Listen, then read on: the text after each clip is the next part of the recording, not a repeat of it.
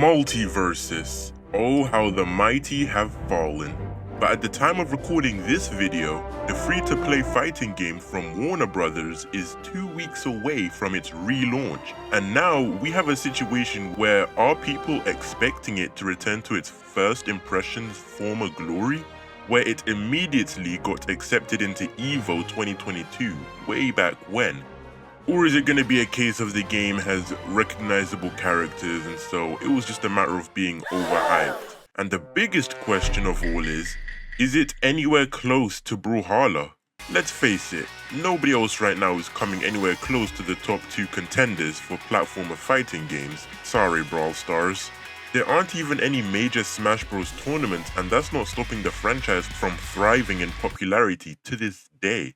And Brawlhalla, yeah, they just keep getting more and more stuff.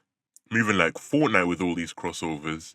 So without further ado, let's get into why Brawlhalla versus Multiversus, wow, that's really a tongue twister on my tongue, isn't even close.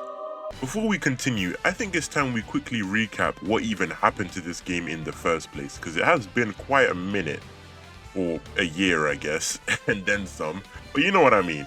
Well, for one, the characters were hella OP. Bugs Bunny was everywhere, and there was a glitch with him too where the missiles would duplicate, so if you had 2 of them on your team, yeah, I can't lie to you, it was raps. And 2, it really lacked content. No ranked mode for like 4 months or something like that, and yeah, that's just straight up crazy. Then some people actually had server issues, which I only experienced once, but apparently it was hella bad for a lot of people at the time. And the most obvious reason being people just ain't got the time like that, and this game just unfortunately did not do enough to cater to the everyday gamer. People got bored fast. Hey, that's a reasonable excuse at least. I mean, it happens. Heck, I still haven't got around to trying out Baldur's Gate 3 or Alan Wake 2. This year never got round to Rise of the Ronin. Still haven't got round to God of War Ragnarok DLC, which is free, I know. Matter of fact, did I even finish Star Wars Jedi Survivor?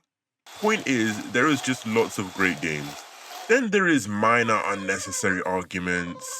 Look, overpriced cosmetics, which is optional, but all that aside, let's end it on a high note. The game was free to play. You as the player literally lose nothing. I mean, most game developers these days see you as more of a consumer rather than a player. On top of that, it also had rollback netcode, cross-platform, cross-play, cross-progression, you know, the stuff most fighting games get implemented years later.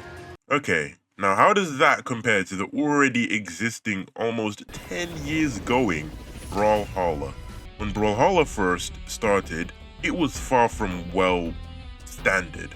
2014 beta was an insight for what was to come in the near future, and I don't mean crossovers. I mean crazy ridiculous character backstories, insane signature kits, higher and higher grossing prize pools, but you get the gist. Brawlhalla has finally stood on its own 2 feet and outshined the rest, laying the foundation for its identity, and even dropping some merch.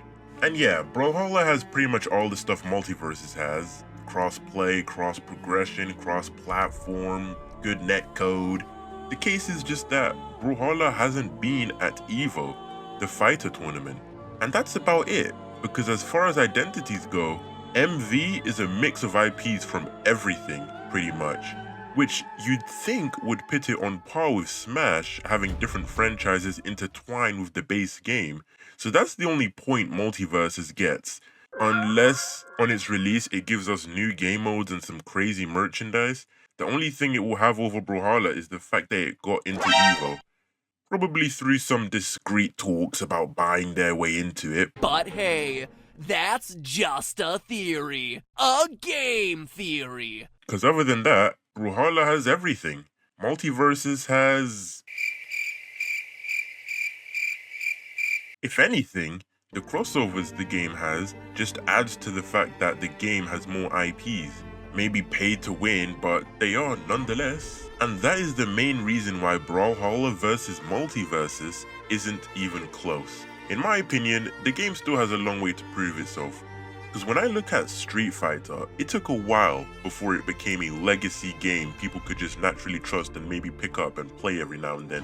When I look at Tekken, I think to myself, that game definitely took a couple of years before it became a legacy title fighter. English, motherfucker, do you speak it? A legacy title fighter to just naturally always be at Evo.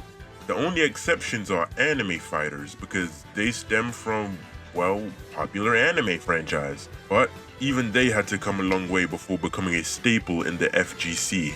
I hear Demon Slayer ain't doing the greatest, and I'm not a Naruto fan, so I'm not prepared to comment in the slightest about their fighting game.